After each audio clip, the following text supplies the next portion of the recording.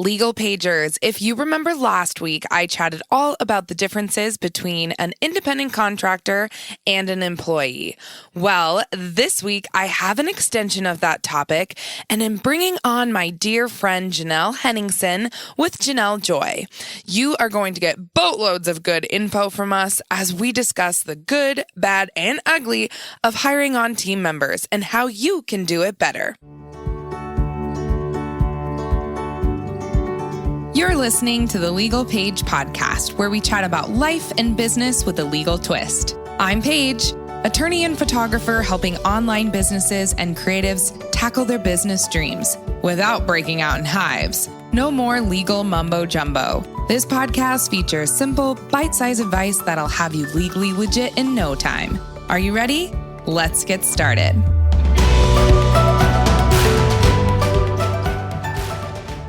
Janelle is the founder and owner of Janelle Joy Private Editing. After being a photographer for 14 years and seeing the frustration with a lack of service and inconsistent edits when it came to outsourcing, she knew the missing link was for a more personal, one-on-one approach and decided to launch Janelle Joy Private Editing back in 2016.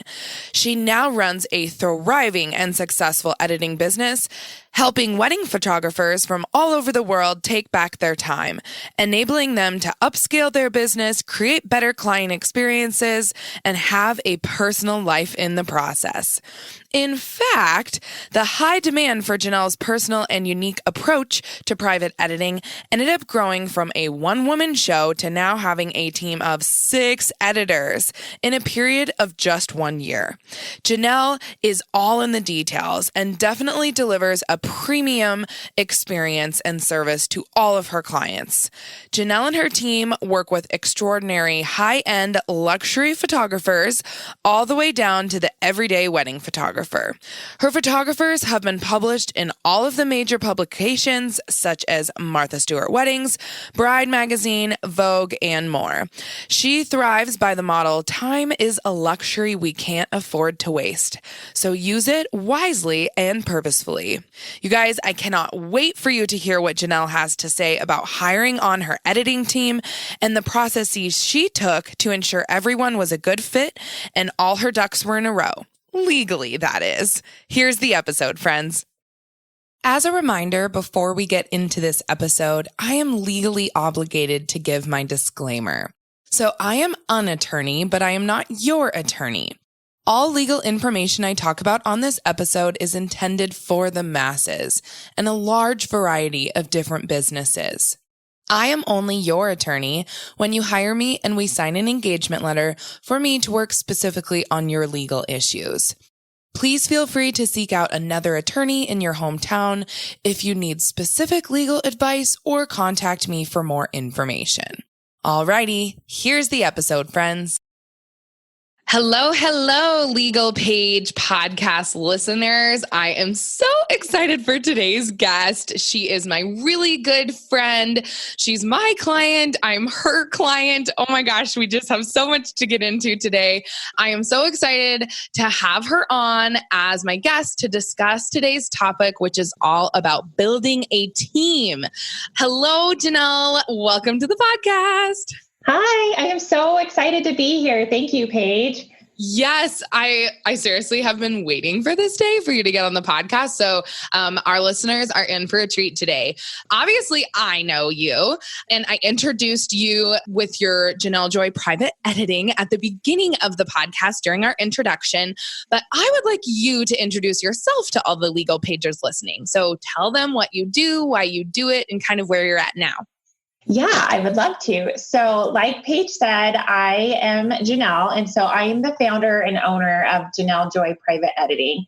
But along with that, you guys, I have been a photographer for about 14 years now. And it was about 3 years ago, back in 2016, where I saw this missing link that was so needed in our industry. And that was a more one-on-one approach to outsourcing our photo editing. So late one night, I made the decision to launch Janelle Joy Private Editing, and then it just kind of took off. So I have now since grown this to a team of 6 editors. And you guys, in fact, because of the amazing success I had, with the personal approach to outsourcing. It started just as me. And then within a 1-year time period, I brought on all 6 of those editors. So we are just phenomenal growth, but we are so, so grateful to be working with wedding photographers from all over the world and helping them take their time back so that they can now use it to have personal time again. Because you guys, we all need more personal time, but they can also upscale their business and create better client experiences for their clients. So it's been so rewarding to watch my clients' lives change because of how much time we are now able to save them. It's been the best decision I ever made back 3 years ago. That is insane. So everyone, 3 years ago, she decided to switch into private editing. She now has a team of how many people total? It is 6, but technically we just brought on our 7th person. So we are now at 7 people. 7 people. So she has, do you have 7 people in addition to you then? So yes. So I have 6 editors, 1 Kohler, and then me. So yeah. Wow. That's crazy. But it's just insane to me that you were able to really see and feel this need in the photography industry, being a photographer yourself for the past 14 years, and realizing that editing is just this huge pain point for photographers. So Janelle, I want you to hone in right now on why there was this huge need in the photography industry. And can you really talk about the issue with letting go of control of editing as photographers? And, you have some bigger clients, you have people that just really need your help, really making sure their editing's consistent across the board. This need and where it came up 3 years ago in the industry is kind of what I want to get into. Yeah, absolutely. So yeah, like I said, we work with wedding photographers, and this need that I saw was people were really, well, first off, people are not really valuing their time to begin with. So I don't know that very many photographers really sit down and think about how many hours they spend just on their editing. So just in that aspect of that, we have come to find out, so through my own market research on this, we found that an average full-time wedding photographer, which you guys is probably anywhere from 20 to 40 weddings for you, that's what we consider full-time. They spend anywhere from 200 to 400 hours on just their editing per year, which is insane. If you think about that in hours versus work hours for, working through Monday through Friday, 8 through 5, this is anywhere from a month to 2 months of just your work hours spent on just your editing. So, there's just so much to be said about valuing our time and figuring out where it makes sense to outsource this and be able to trust somebody to take on your editing and to be able to be very consistent and apply your preferences, not ours, but your preferences to your editing. And so when I saw this missing link, what the missing link was that personal one-on-one approach. So when you're working with us, for example, you have your own editor. So we don't change up the clients between editors. They work with their own editor. And that makes it key to making sure that we learn your style, we learn your preferences, what we like to call your editing recipe. And all of that is being applied just like you would your own images. So it stays yours, it stays your creative vision, all of that stuff. And that's why it's been so successful and so helpful for our clients to be able to trust us to now edit their images and then just free up that huge chunk of time that I talked about previously, that 200 to 400 hours. That's insane. That's so many hours. When you add that up, I'm like, that is so much time I should be working on my business versus actually sitting in front of a computer editing. So, wow, that's so many hours. You said 200 to 400, right? It is. It's 200 to 400 hours. And this, this is average. So some of you are not doing quite as much as this, but then there are some of you who are actually working harder and longer than this on your editing. So I think a lot of people don't realize they never sit down and clock what they're actually spending. And a part of that's because they don't always have that block of time. So it's interrupted, which really takes longer because you do little chunks at a time. And if you're a mom, kids come in, so you have to get up and help kids and then you come back. So you could be spending even more than that. Was crazy. Wow. All right. So there was this huge need. You started it 3 years ago. Let's go back to building a team. So you started with just yourself, I'm guessing, correct? I did. And so honestly, when I started this, I never intended to actually grow it to where I am. When I started doing this, it was just, I was profitable. I had a good amount of clients. I was happy with where I was at. But then I started to see that there were so many more photographers who needed this help, and I couldn't take on any more work. It was just not possible for me. Mm-hmm. So my husband and I sat down. I told him my idea.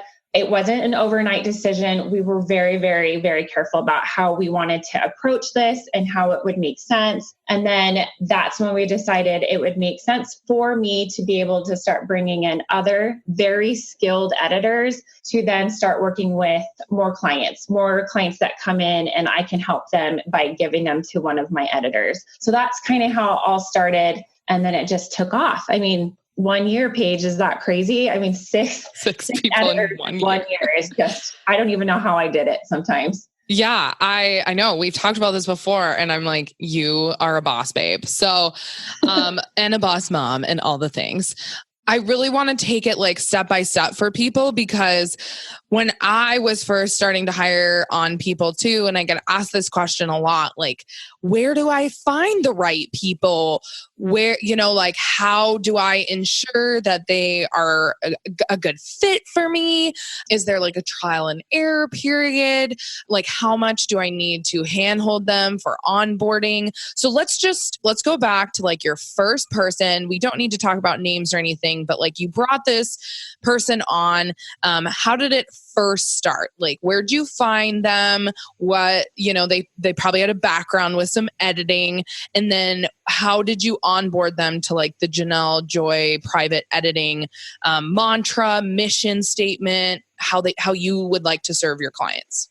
Sure. So I think what's really important before you even think about bringing on a team member is making sure that you are having all of your processes in place that you can train somebody. So it's not just having it in your head, but actually having these set processes, these lists, or however you like to organize, so that when you train someone, it's very easy for them to understand what your expectations are, how you take care of the clients, all of that kind of stuff that is crucial to bringing on a team member and making sure everyone is consistent across the board. So that's really the first step, is just getting all of that put together before you start bringing on. The second step that is really important is figuring out what exactly you need and what kind of person you need to bring on. So for me personally, I wanted to bring on someone that was already very skilled, had a very good background in photography, so they understood my clients. So not only are they Lightroom skilled, but they had the photography background. And then just generally, I knew that they would be able to give them the Janelle Joy experience that I give my clients personally as well. So I had all of that into place. And so when I started interviewing, I had a set list of questions that I had for them. And then on top of it, I also had an editing interview too, because I had to make sure that they are ready to go. And so that all played into it from that. And then really it was just, I started with my first one. And of course, you always work out kinks and stuff, but she was amazing. And I told her, I'm like, I want to hire more and more of you because she was so amazing. And the clients just adored her. And so I fine-tuned it even more. I figured out exactly what we needed. And so that's how we were able to bring on the additional 5 more editors within that year. Yeah, I think that's really your key to success here, is you found the good egg to start, and then you were able to really like mold your processes for adding more editors on after you found this first person. And the one thing I kind of wanted to like talk about here, and we can just go back and forth as business owners ourselves, bringing people on. I know there's a lot of listeners out there that are like so terrified that they might think someone is a really good fit and then they might not work out, which is totally fine. And I think we need to be really careful as the bosses, the managers of the company, that one, we are presenting them, as Janelle says, with a very, very clear onboarding process. So she had all of her processes written out.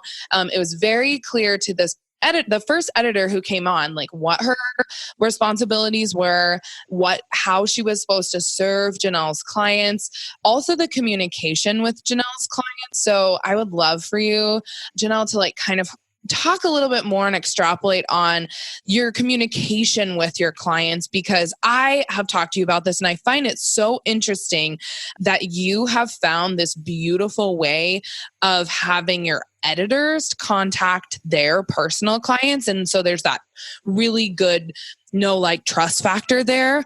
And then you also are the overseer of the whole company and projects. So how does that work? Because I think that was kind of your secret sauce with hiring on all of these editors. Yeah. So I feel like you said, having all those processes in place, but we are very client centric. And so when I brought on my first editor, I taught her all the ways that we serve our clients. And so I had a list set out.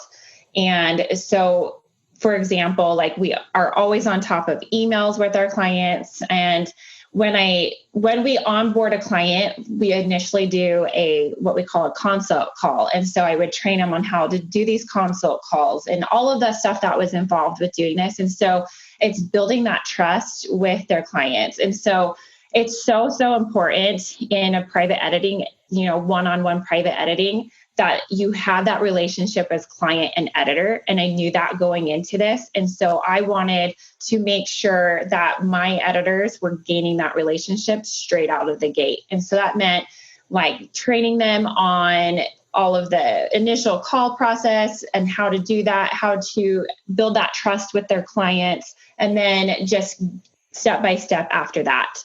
So does that answer your question, Paige? Because I feel like there's probably more you want me to say with this. No, that's perfect. I can just piece that out, because I am sitting here being oh, I want to know how you do this. And I'm sure the listeners are too. Okay. So you hire on the first person and you're probably figuring out how, are you communicating with your clients more? Are they communicating with your clients more?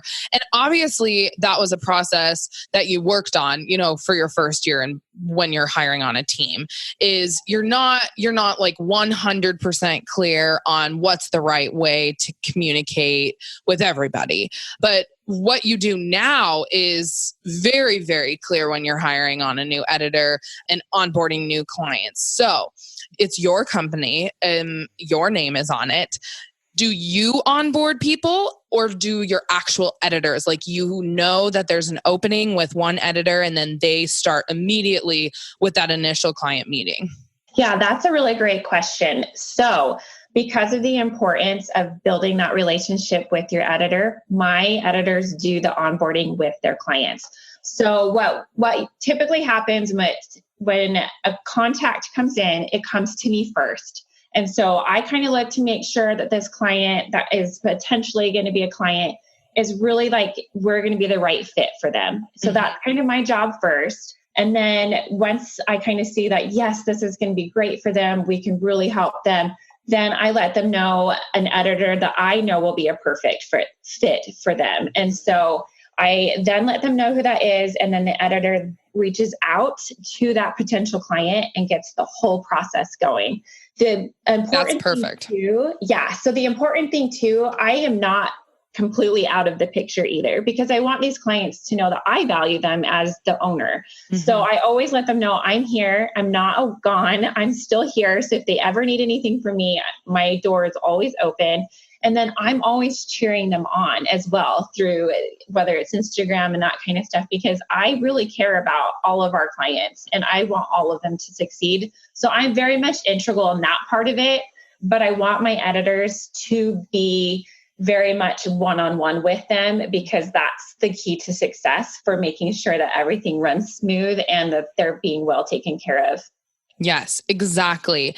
And it's the whole, you're trusting in what your editors are doing.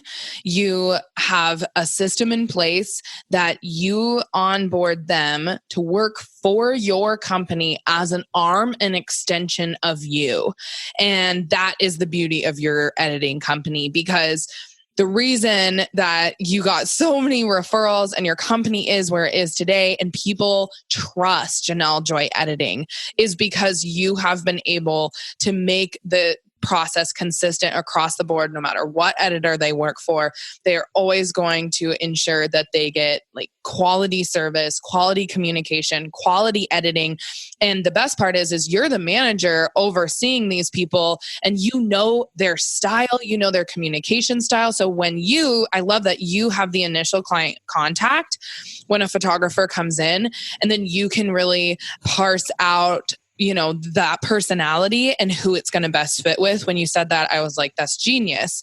Instead of just like, okay, this person has an opening, we're going to send this client over to that editor.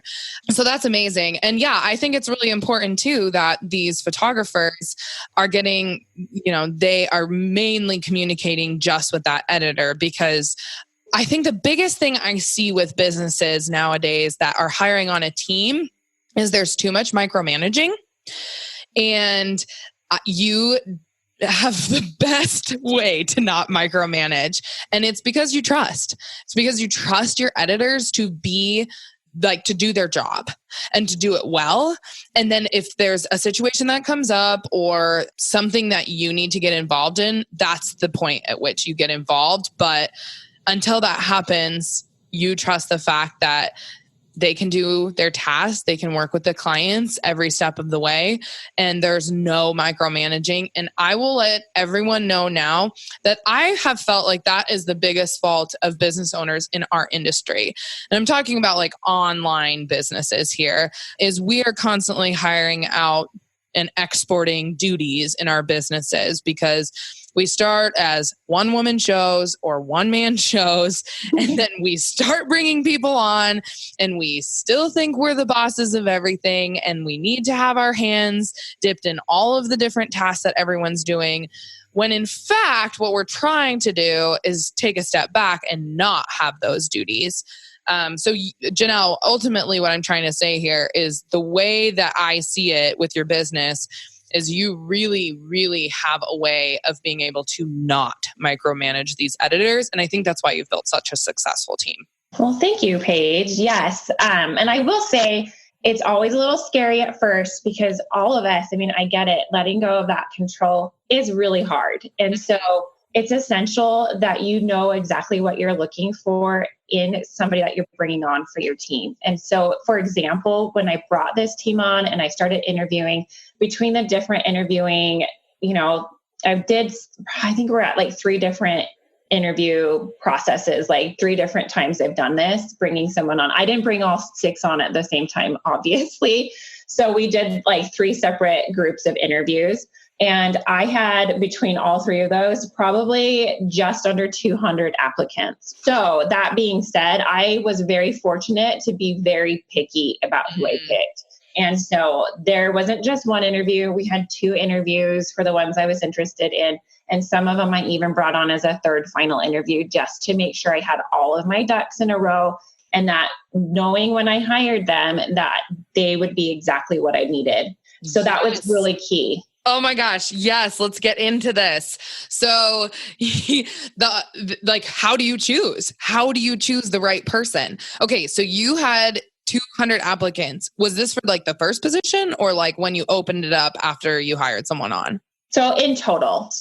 Every time that I would say, hey, I'm looking for another editor, I would release kind of a new contact form that they had to fill out initially. Okay. It had a list of questions in it for me. Where are you sending that? Like how are you getting people to apply? So for me, it's Facebook, actually. So there are Facebook groups where I know that there are editors. And so I would actually go in and say, hey, I'm building up my team. I'm bringing on another editor or 2. If this is something that you're interested in, I would kind of line item out what I expected, just generally, if I want this and this and this, if this is something that works for you, then please fill out this form for me, kind of way I went about doing it. Okay. So it was just an easy Google form. So nothing fancy.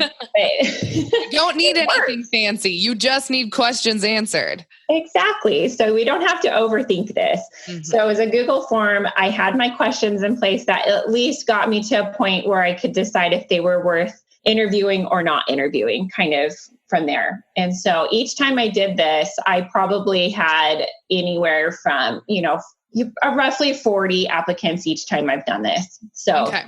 Yeah. That's amazing. So to everyone listening, I totally agree with you, Janelle.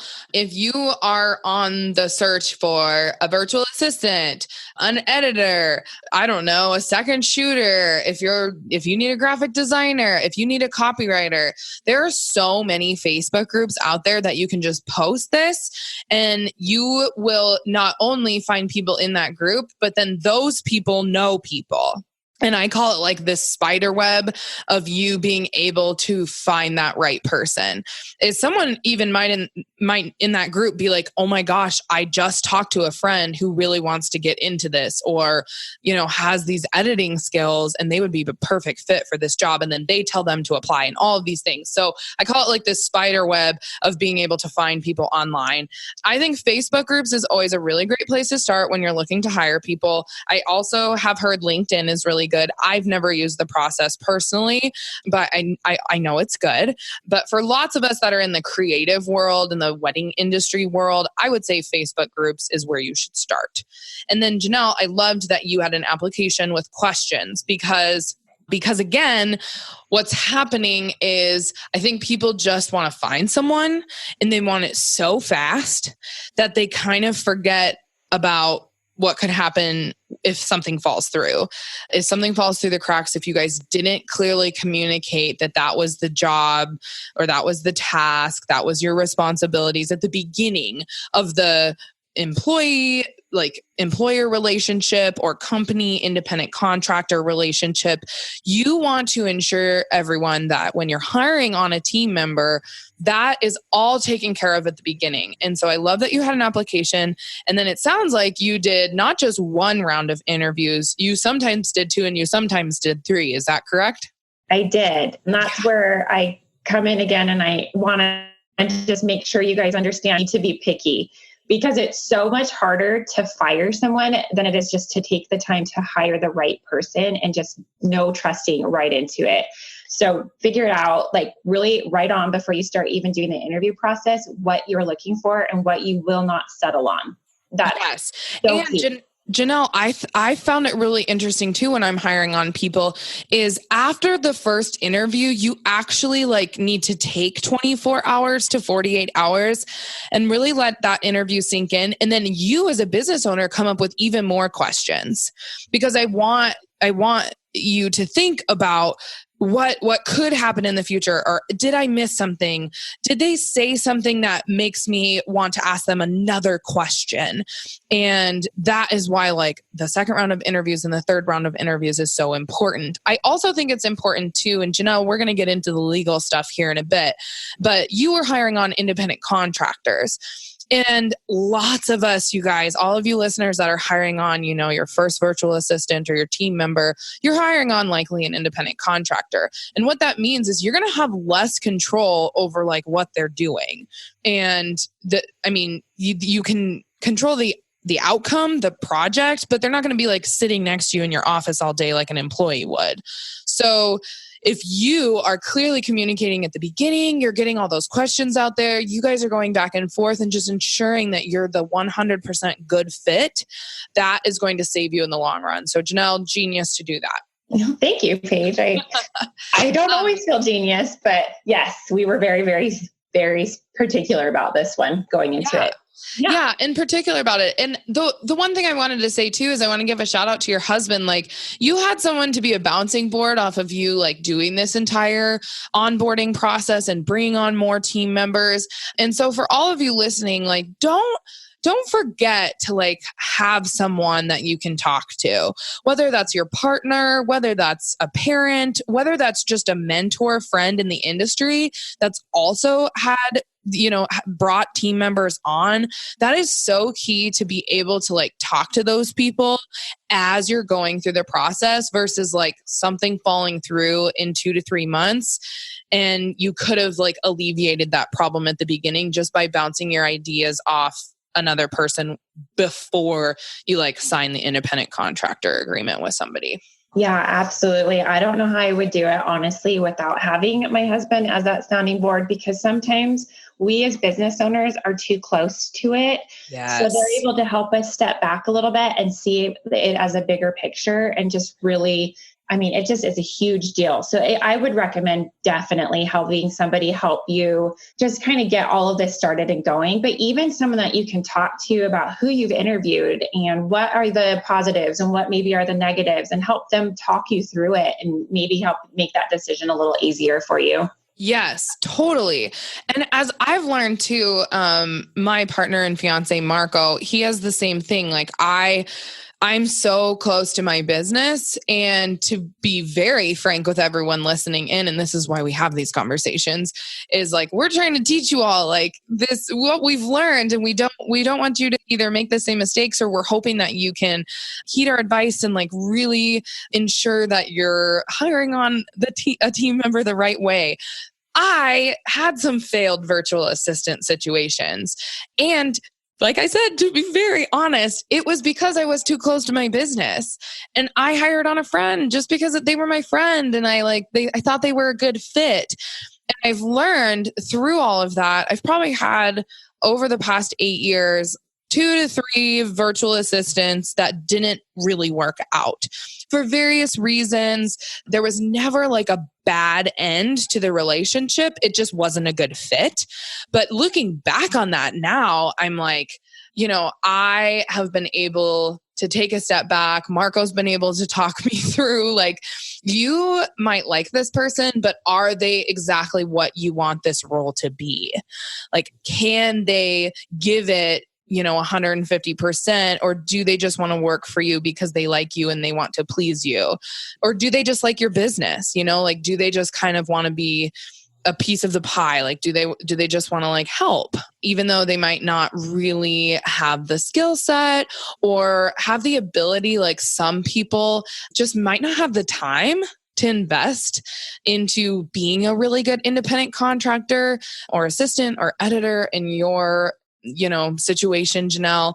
I'm sure you found that, right? Like, weeding out through the interview process, you're like, I just don't think these people have enough time to give my clients. Yes, absolutely. And I already know going into this what my expectations are. And so my list of questions, even prior to me setting up an actual interview with someone, has some of these questions in there that I already know right away that this won't be the right fit.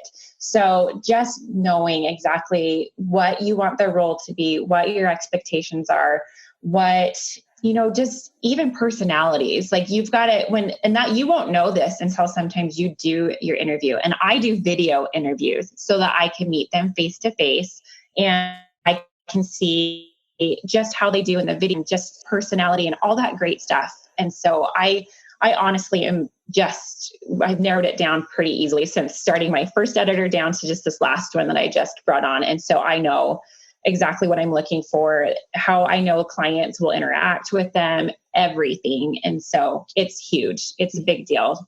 Yes, definitely. You guys, you will get booger with time. That's kind of the moral of the story.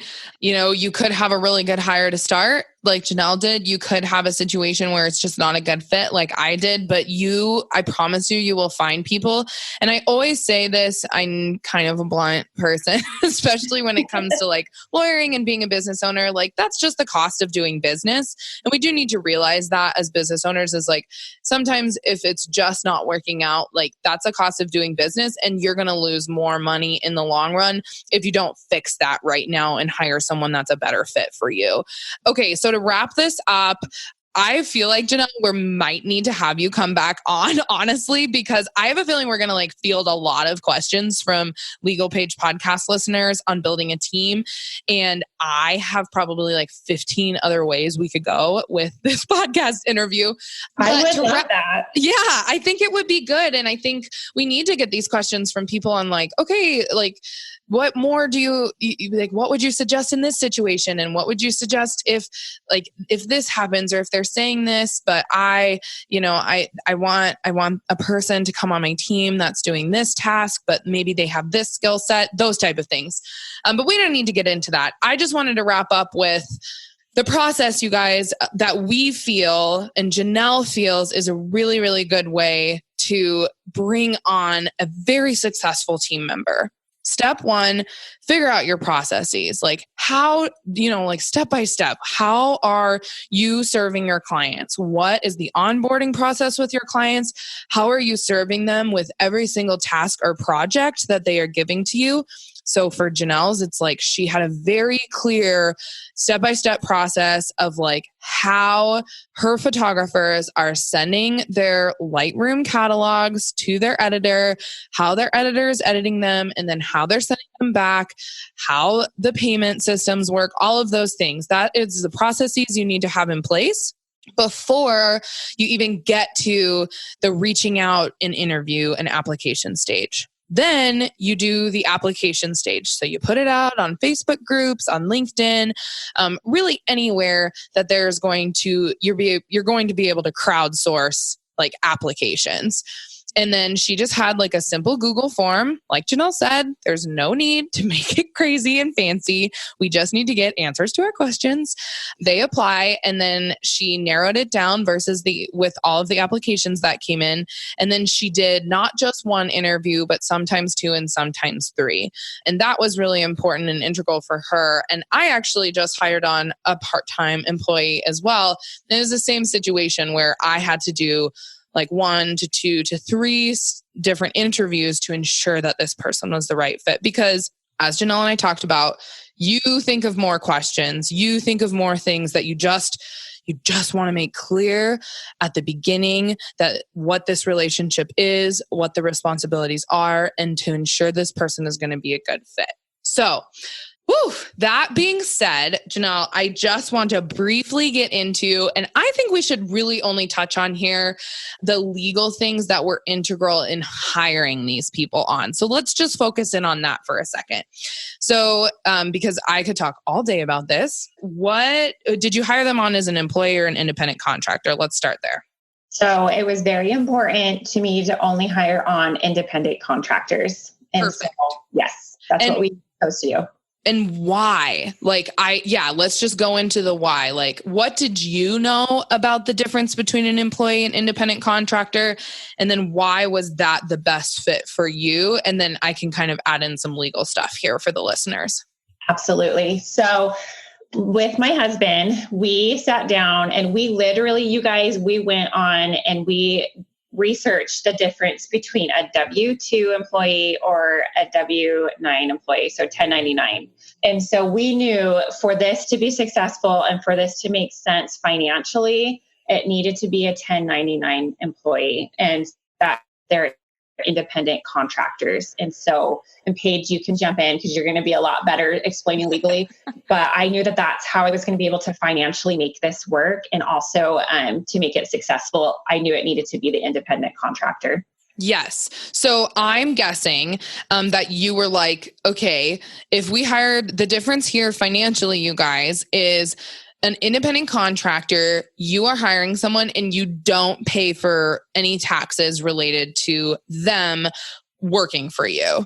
So with an employee, however, you will have to match the taxes that they would be paying in out of their paycheck, which is like a W-2.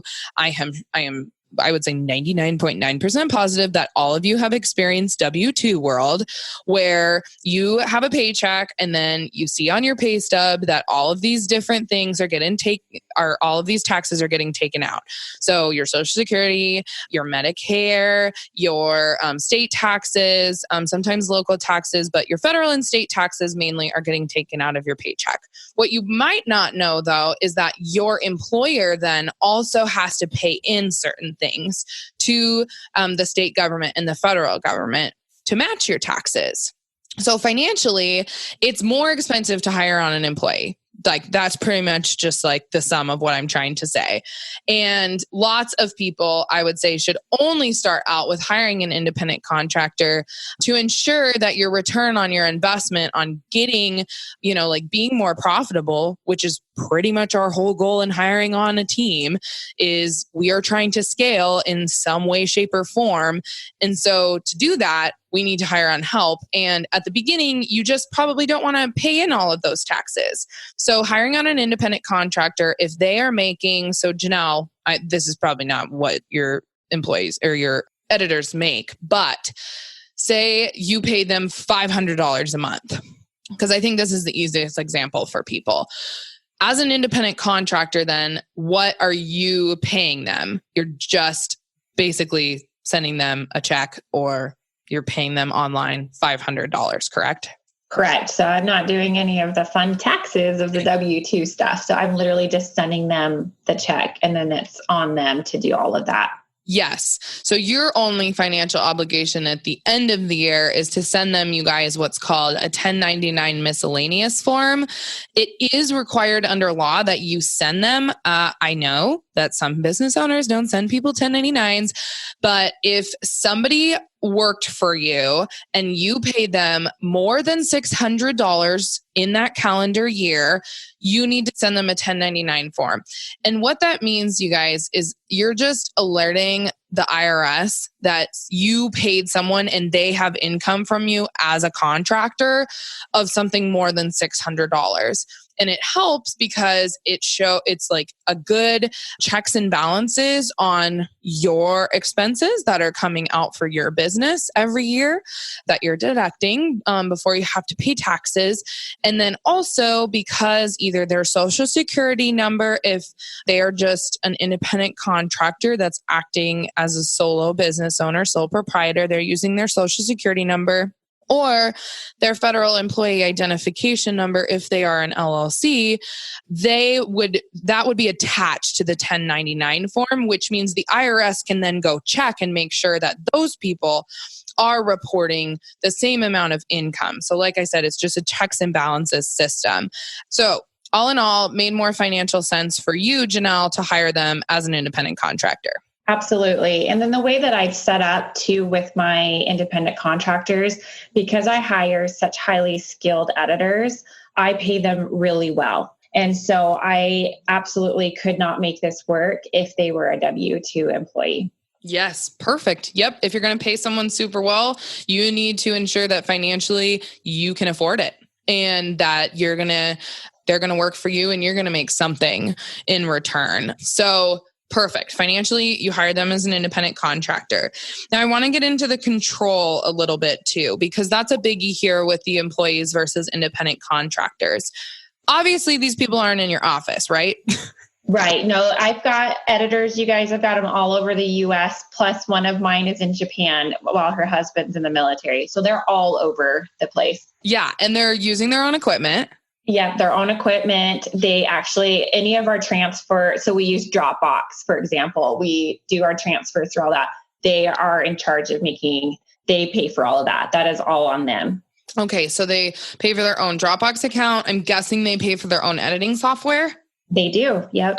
Okay, so that is what I'm saying here is that the difference, you guys, is Janelle's able to hire them not only financially, because it's better financially for her to hire them as an independent contractor, but because also they aren't working in her office, she is just having ultimate control over the outcome or product, which is them delivering a final edited gallery back to their photographers.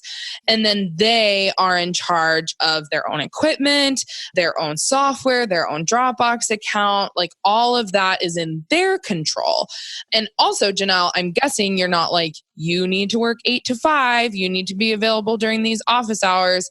You're saying you just need to finish editing this project in a timely manner under our policies and procedures, but you can work at 2 a.m. editing something if you want, correct? Yep, absolutely. They can manage however they want to do their time. As long as they meet the deadlines with the client, that's all that's important on that one. Perfect. Yeah. So hiring on an independent contractor. And I would say like the biggest thing for anyone hiring on a contractor is I have seen in this industry that people do it orally a lot, like an oral contract or an email contract, and the person just starts working for them.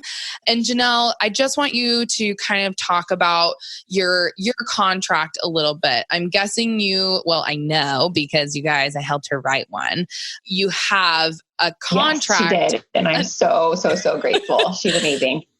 Let's just talk about that contract a little bit, because I just want to finish out and round out this episode with, we're making very clear communication and standards and guidelines and procedures with this person on how they are going to be our contractors at the beginning of the relationship. And one of the most vital things that I preach over and over again is like, you need a contract in place that then solidifies both of your obligations as a contractor and as the company hiring that contractor on. So what were just some like biggies that you wanted to lay out in your contract that we helped with? I'm sure it's like fee structures. Obviously, you want to put in, I can add in some stuff here, but you want to ensure that you're putting in that they're like 1099 employees and that taxes aren't taken out. And like, how do you present that to your contractors?